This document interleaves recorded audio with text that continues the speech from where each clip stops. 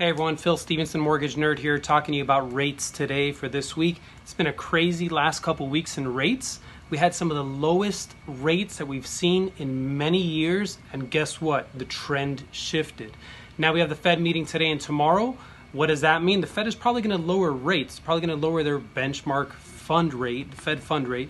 It doesn't mean that fixed rates are going to go down. It means if they talk about inflation as being a worry, then rates are probably going to go up, especially with what's going on with oil and Saudi Arabia.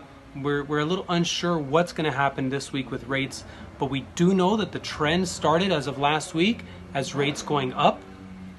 So let's see if this continues now after the Fed meeting. So let's go to the charts and show you what's going on.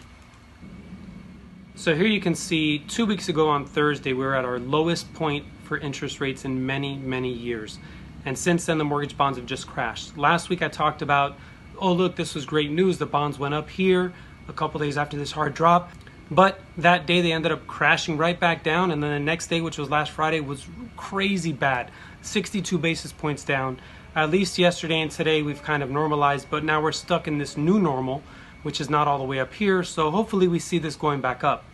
Now, let's put things in perspective a little bit.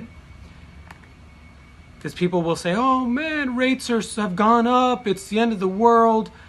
If we look at back in March, so 5-6 months ago, the media was talking about the lowest rates that we've had in all kinds of years.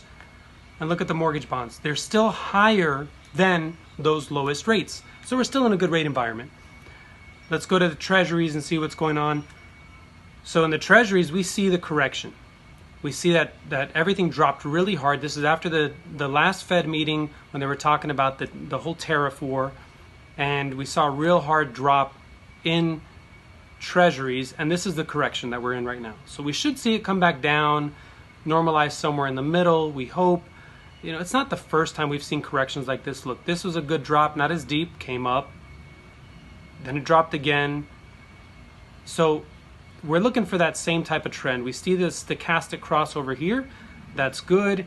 So at least what we had going on in the last week should be shifting in the other direction. In other words, rates went up 0.25%, 0.5%, depending on your program and your credit and all that.